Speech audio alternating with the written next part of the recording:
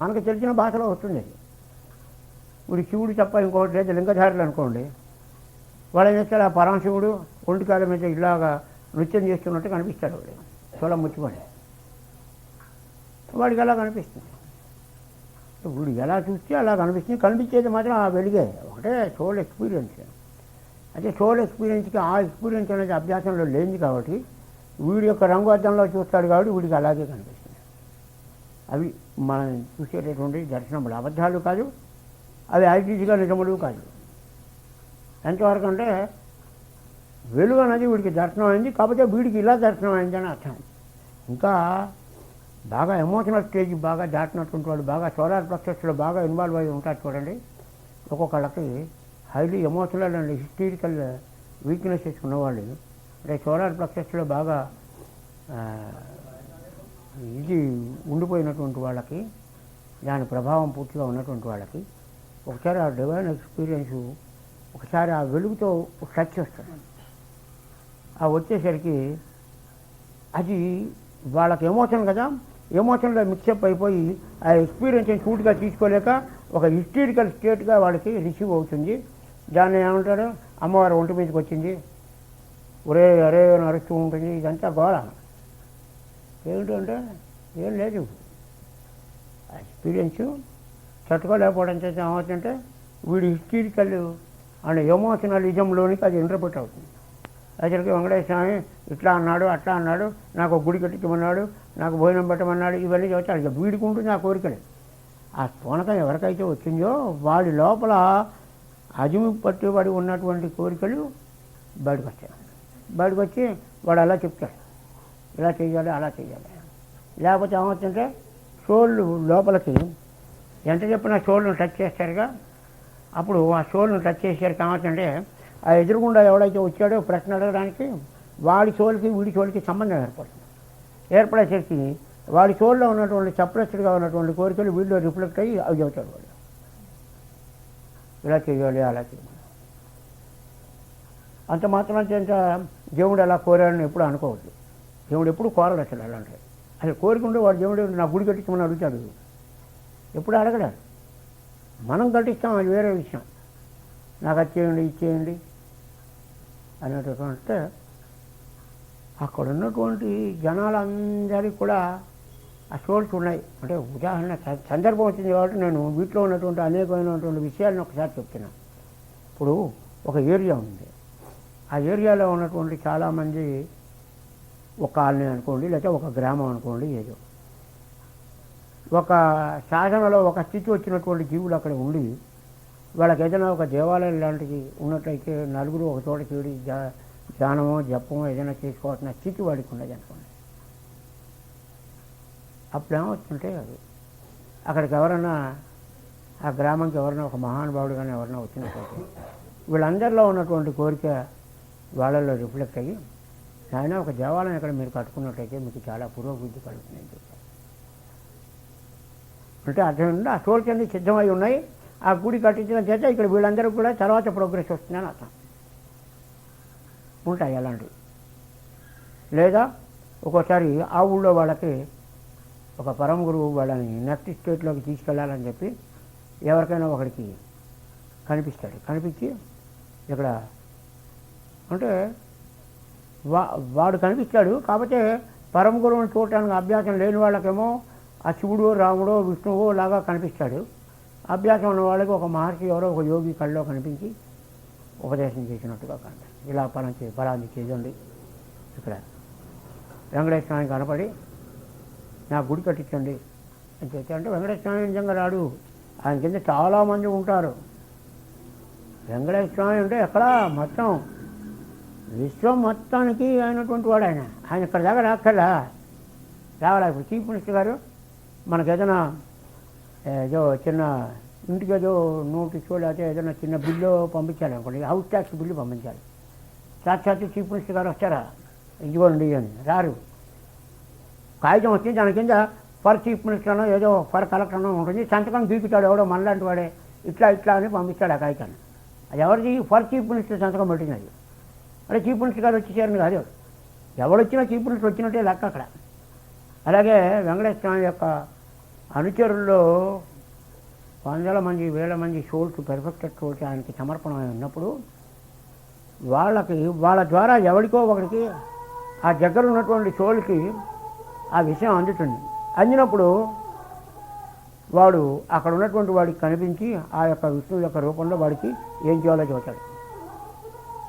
అంటే వాడు నేను విష్ణువు రూపంలో కనపడాలి అని అనుకోడు, అలా పొరపాటు పడకండి. వాడు వచ్చి కనపడతాడు, వాడికి విష్ణువు రూపం ఉన్నట్టుగా చూసేవాడికి విష్ణువు మీద నమ్మకం ఉంది కాబట్టి విష్ణువు యొక్క రూపంగా కనిపిస్తుంది. అందుకనే విష్ణు ద్వారపాలకులు ఎట్లా ఉంటారు? విష్ణువులానే ఉంటారు. సరే, వెంకటేశ్వర గుడికి చూస్తే ఆ గుళ్ళో అటు ఇటు ఉంటారే, వాళ్ళు కూడా విష్ణుమూర్తిలానే ఉంటారు సరిగ్గాను. అంతా అదే పట్టుబట్ట కట్టి నామం పెట్టి శంఖచక్రాలు పుచ్చుకొని అంతే ఐటీజ్గా ఉంటారు. అంటే ఊరికే సరదా కాదు. విష్ణు ద్వారపాలకులకి విష్ణువుకి అభేదం, అదే రూపం అన్నిట్లోనూ ఉంటుంది. ఆ మొత్తం దేవాలయం ప్రాంగణంలో ఉన్నటువంటి వాళ్ళు ఎంతమంది అయితే ఉన్నారో వాళ్ళు వేతరహస్తులు ఉంటారే, లైన్లో నిలబడుతూ ఉంటారు జనాన్ని. వాళ్ళలో విష్ణువే పనిచేస్తున్నారు. అది ఎప్పుడు మర్చిపోకూడదు.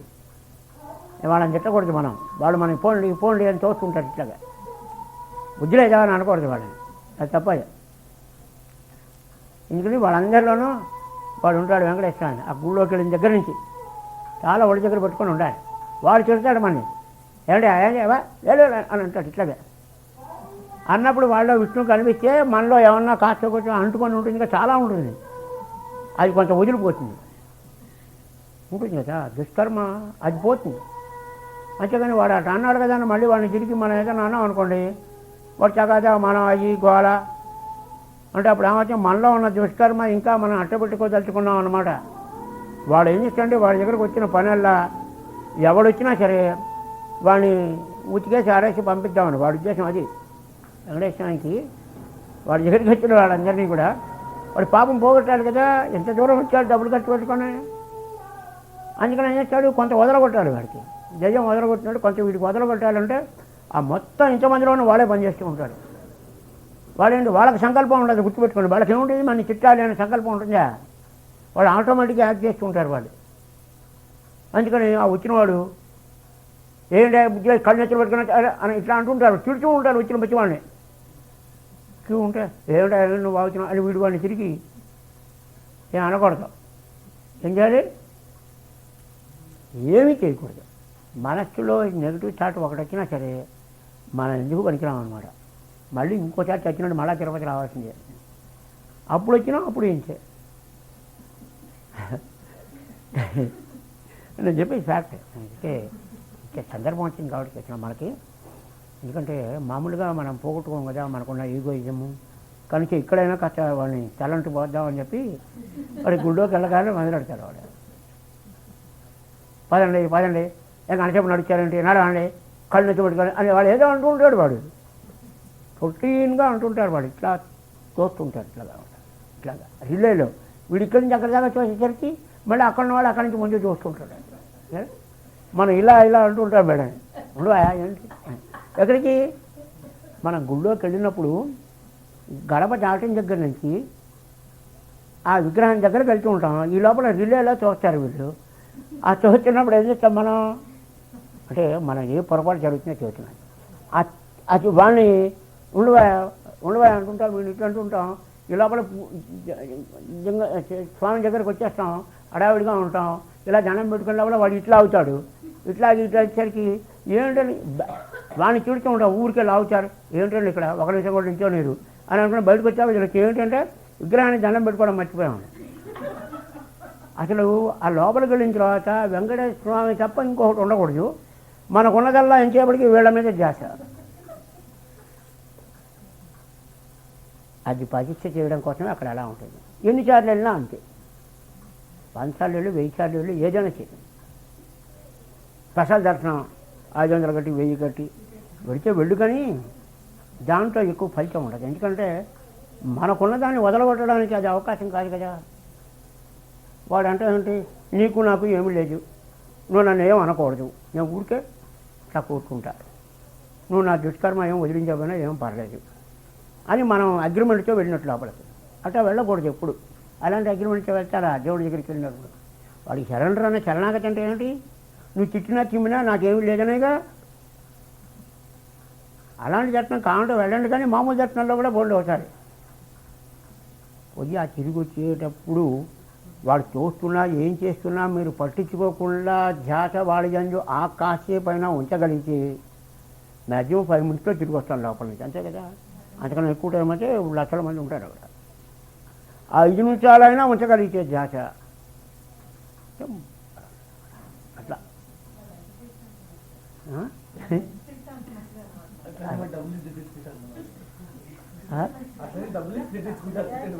అది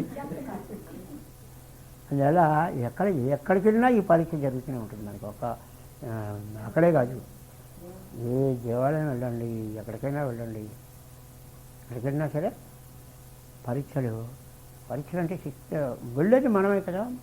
శిక్షణ అనేది జరుగుతుంది, శిక్షణ కోసం వెళ్ళేది. మనకు ఏదైనా ఉన్నది కాకపోతే వాడు వదలగొట్టాలి, కానీ ఐటీజీకి అట్టే పెట్టుకుంటాం.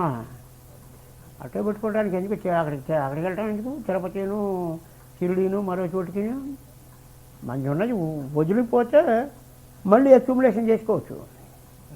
మళ్ళా మనం సంపాదిస్తాం కదా, సంచితం అన్నట్టుగా. దుష్కర్మ మళ్ళీ తిరిగి వచ్చాక మడిగా ఉంటాం, మళ్ళీ ఇన్వాల్వ్ అవుతాం ఇష్యూస్లో, మళ్ళీ దుష్కర్మ సంపాదించుకుంటాం, మళ్ళీ వదలగొట్టించుకోవాలి. అందుకని అక్కడికి వెళ్ళినప్పుడు ముందు వదలగొట్టించుకోవాలి కొంత. వస్తే అప్పుడు మళ్ళీ ఛాన్స్ ఉంటుంది మనకి కొన్ని ఆరోపణలు చేయడానికి వాటికి వీటికి, అంతే కదా. అందువల్ల వాడి సమర్పణ అక్కడికి వెళ్ళేటటువంటి ఇవన్నీ కూడా ఏంటంటే యోగ విద్యలో ఒక్కొక్క స్థితి ఎలివేషన్స్ మార్పులు వస్తూ ఉంటాయి సాధనలో చేస్తున్న కొద్ది. ఒక స్థితి నుంచి ఒక స్థితి, ఒక స్థితి నుంచి ఒక స్థితి. అయితే విచిత్రం ఏంటంటే ఏ స్థితిలో ఉన్నవాడికి ఆ స్థితిలో జరుగుతూ ఉంటాయి ఎక్స్పీరియన్సెస్. ప్యూర్లీ మెటీరియలిస్టిక్లో ఉన్నటువంటి వాడికి విచిత్రంగా తిరుపతి వెళ్ళేసరికి అనుకోని పద్ధతిలో ఎవరో తెలిసిన వాడికి డైరెక్ట్గా విగ్రహం దగ్గర తీసుకెళ్ళి నిలబడతాడు. మైండ్ షాక్ అయిపోతుంది. అక్కడ చేస్తాడు వాడు. ఎందుకని? వాడి మైండ్ రొటీన్ మైండ్ అంటే దాని నుంచి బ్రేక్ చేస్తాడు వాడు. బ్రేక్ చేసి ఎలివేషన్ తీసుకురావాలి వాడిని అక్కడి నుంచి. అక్కడ పనిష్మెంట్ కాదు. అందువల్ల సడన్గా అన్ఎక్స్పెక్టెడ్గా ఇంకా చాలా బాగా జరుగుతుంది, నాకు ఏమిటో తెలియకుండా అక్కడ దాకా అయింది అని అంటాడు. ఇంకా తర్వాత భక్తి అది కాస్త ఏర్పడి కొంచెం భజన అది చేస్తూ ఉంటే ఇంకా అక్కడి నుంచి ఇక అప్పుడు ఏంటంటే వీడు బాగుపట్ట మొదలెట్టాడు కాబట్టి వీళ్ళు ఉన్న తప్పులు వదిలించాలి. ఎప్పుడైతే వీళ్ళు మంచి అనేది ప్రారంభమైందో అప్పుడు వీళ్ళు ఉన్నటువంటి డ్రాబ్యాక్స్ ఒక్కొక్కటి తీసేసి ఉండాలి. ఇంకా అప్పటి నుంచి ఇక ఇలా వచ్చాయి అన్నీ కూడా లైఫ్లో అన్ఎక్స్పెక్టెడ్ థింగ్స్ జరుగుతూ ఉండటం. ఆయన అన్నాడు, నేను రామకృష్ణ పరమహంసని నమ్మిన దగ్గర నుంచి నాకు జీవితంలో కష్టాలు ప్రారంభమైన ఎందుకని అని చెప్పి ఒక ఆయన మాస్టర్ గారిని అడిగాడు.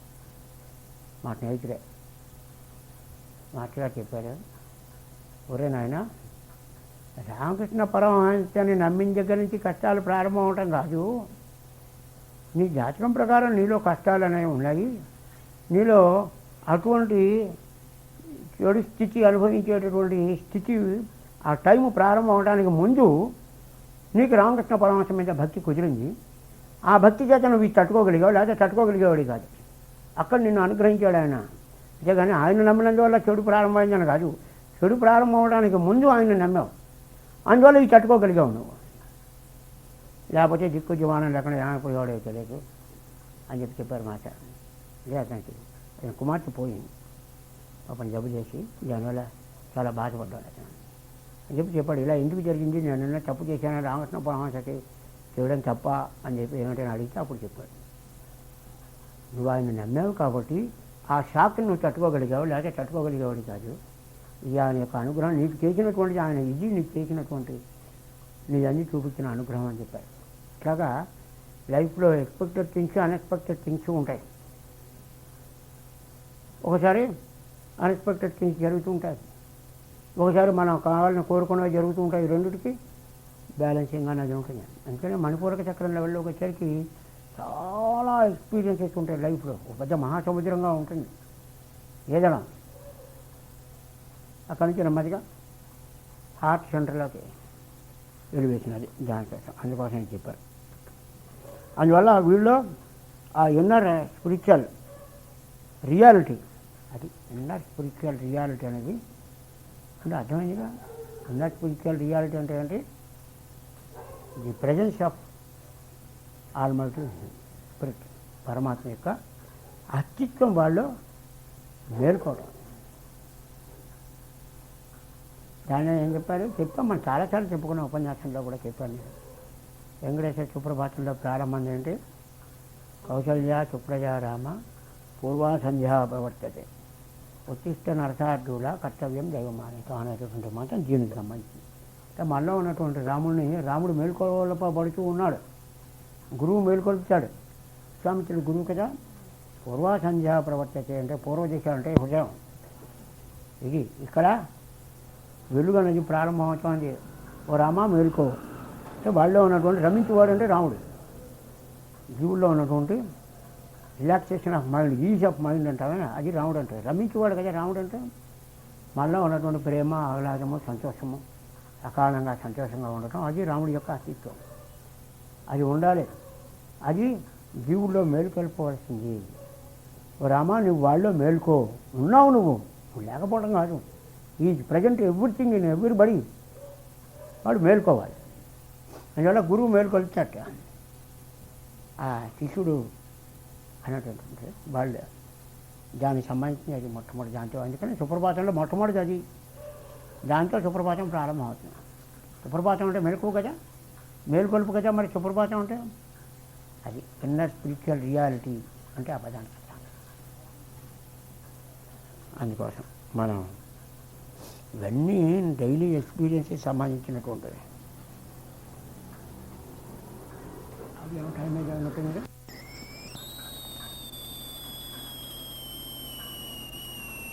Of the healer is concern నేను 572 page number 572. The heart of the healer is concerned with the lifting of the downward focused eyes onto the soul. The true healer is in the form.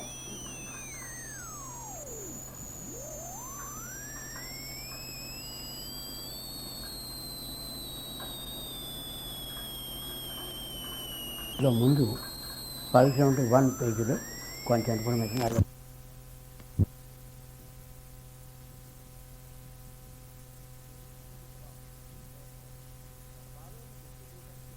Points కొన్ని ఉన్నాయి. వాటిలో ముఖ్యంగా చల్లో పనిచేస్తున్నటువంటివి చెప్తున్నాడు.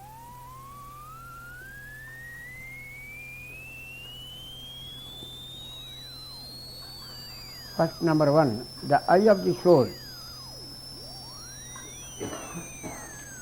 అంటే the eye of the soul అనేది left eye, right eye, third eye కాక వాటి పైన వాటికి సంబంధం లేకుండా వేరుగా ఉన్నటువంటిది ఇది తాను అనేటటువంటి ప్రజ్ఞ. ఈ తాను అనే ప్రజ్ఞ it is called the eye of the soul.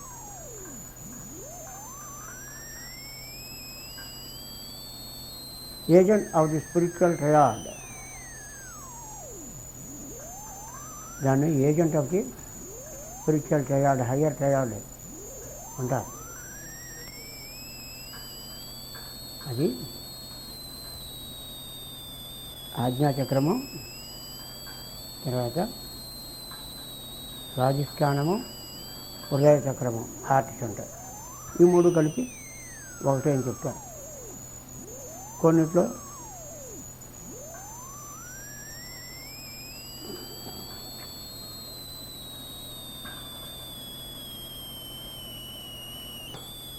ఇక్కడ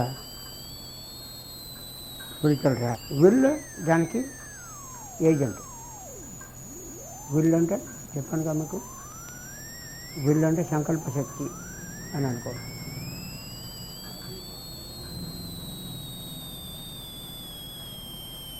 విల్ అంటారు నెంబర్ 1.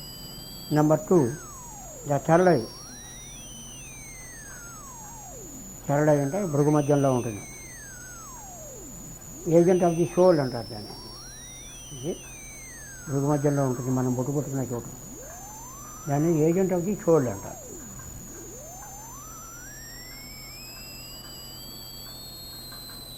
తన తాను అనేటటువంటిది. ఈ లోపల జీవుని యొక్క స్థానం ఇది సోల్. దాన్ని లవ్ అని కూడా చెప్తారు. దానికి లవ్ అనేది దాని యొక్క ప్రధానమైన శక్తి ఇక్కడ ఈ చరుడై భృగు మధ్య. అందుకని పెద్దలు ఏం చెప్పారు, ప్రతిరోజు బొట్టు పెట్టుకోవాలి. దేనికంటే ఈ సెంటర్ మేలుకొని పనిచేయాలి కదా. మరి చాదష్టం కాదు బొట్టు పెట్టుకోవడం. It is very high spiritual practice. రోజు ఇక్కడ పెట్టుకోవడం చేత ఏమవుతుంది, మ్యాగ్నటైజేషన్. మైండ్ ఇక్కడ ఫోకస్ అవుతుంది కదా. మనం బొట్టు పెట్టుకునేటప్పుడు ఏం చేస్తుంది, మనం ఇక్కడ బొట్టు ఇలా పెడుతున్నప్పుడు అప్రయత్నంగా మైండ్ ఇక్కడికి లింకప్ అవుతుంది.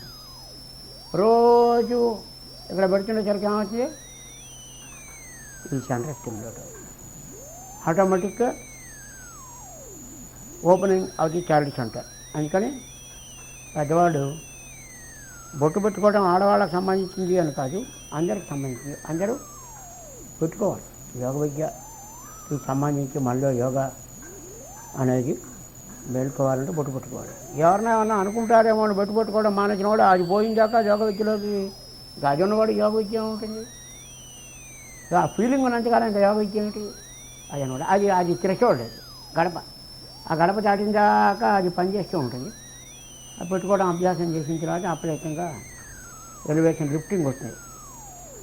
ఈ సెంటర్ స్టిమ్యులేటివ్ వర్క్ చేస్తుంది. చరడై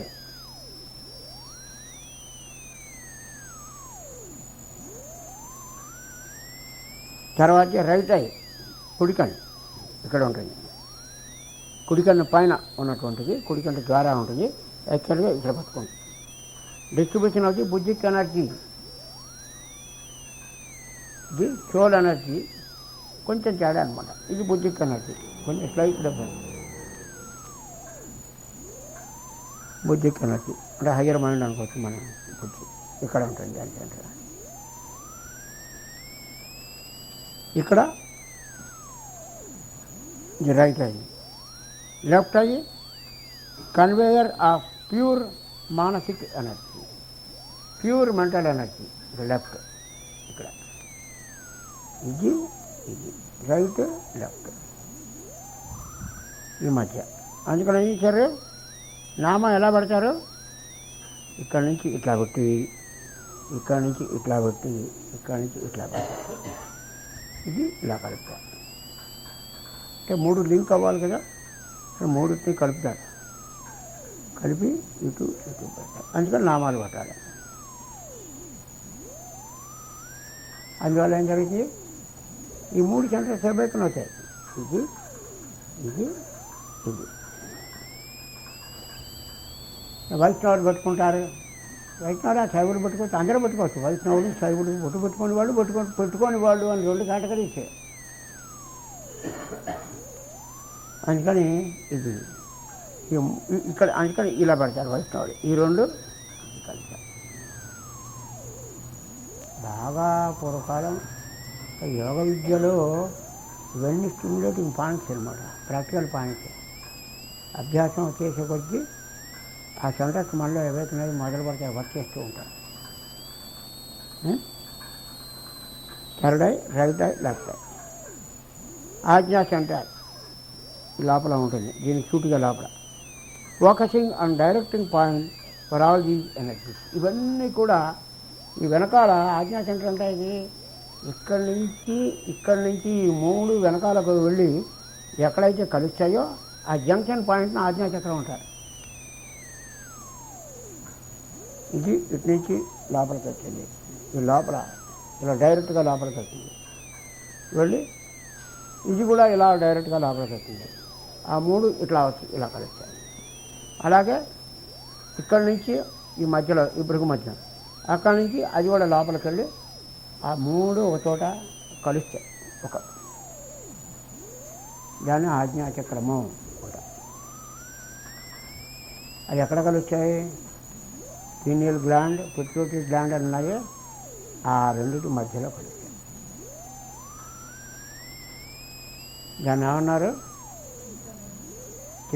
త్రివేణి సంగమము అని చెప్పారు. త్రివేణి సంగమం. ఎక్కడున్నాయి త్రివేణి సంగమం? ప్రయాగ, అక్కడెక్కడో మన లోపల ఉంది ప్రయాగ. 3 నదులు కలిసే చోటు గంగా, యమున, సరస్వతి. గంగా సూర్యుడి శక్తి అనమాట, యమున చంద్రుడు, సరస్వతి సోడ్ కాన్షియస్నెస్ ఆత్మ, అగ్ని, తర్వాత విష్ణువు, శివుడు అన్నట్లు అట్లా పేర్లు వేరే వేరే.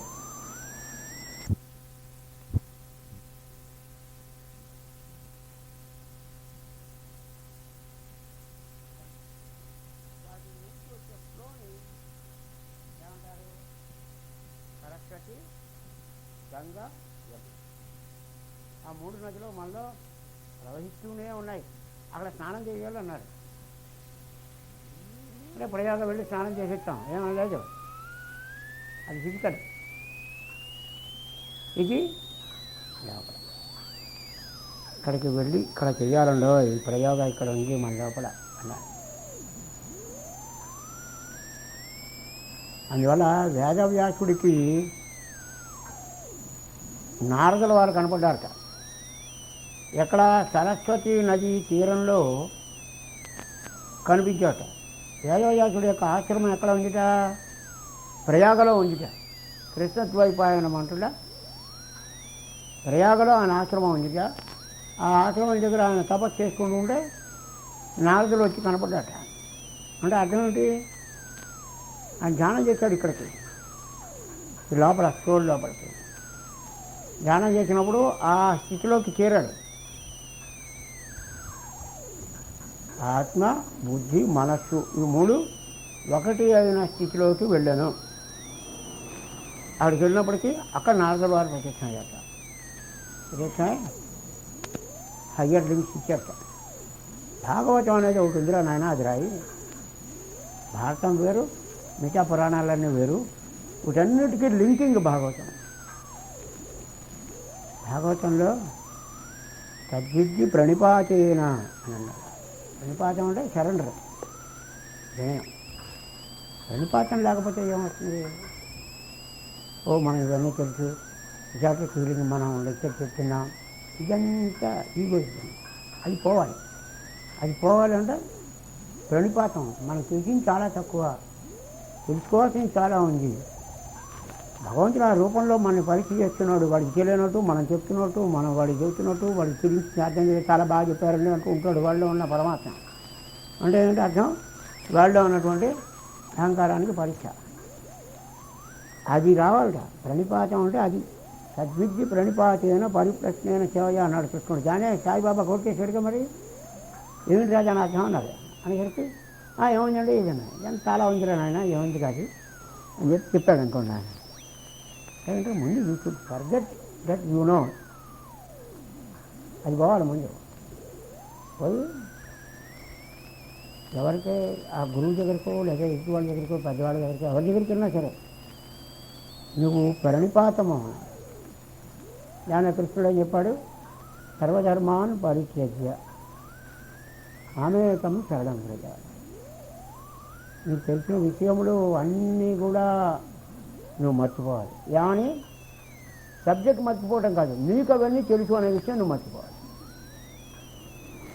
సబ్జెక్ట్ మర్చిపోక్కర్లా. ఇప్పుడు ఎనాటమీ ఫిజియాలజీ చదువుకోవడం వేరు, భోజనం చేయడం వేరు. భోజనం చేయడం మర్చిపోక్కర్లా. నాకు ఎనాటమీ వచ్చి ఫిజియాలజీ వచ్చి ఇవన్నీ అక్కర్లా. పసిపిల్లవాడికి ఏ ఎనాటమీ ఫిజియాలజీ వచ్చినాయి మనం పాలు పట్టేస్తే తాగేస్తాడు, అన్నం పెడితే తినేస్తూ ఉంటాడు. మనకి ఇవన్నీ తెలుసు అన్నటువంటి నాలెడ్జ్ ఉండకపోయినా అవి పనిచేస్తాయి. కాబట్టి అది పోవడానికి, మళ్ళీ అవి పోవడానికి అనేకమైనటువంటివి ఉంటాయి. వేదవ్యాసం అంతటి వాడికి తప్పలా, అర్థం కాల అని చెప్పాడు. ఇవన్నీ నేను రాశాను, నేను చేశాను నువ్వు అనుకుంటున్నావే, అది పోవాలి అన్నాడు. పోవాలంటే భాగవతం రాయాలి. భాగవతం రాస్తూ ఉంటే అదే అభ్యాసం అవుతుంది. కాబట్టి ఈ స్థితి నీలో ఇంత తెలిసినా ఇంకా ఎందుకు ఉంది అంటే ప్రజలు బాగుపడాలి. ప్రజలు బాగుపడాలంటే నువ్వు భాగవతం రాయాలి. నువ్వు భాగవతం రాయాలంటే ఇలాగ నీకు అనిపించాలి, అయ్యో నేను ఇవన్నీ నేను రాశాను చేశాను అని అనుకున్నాడు.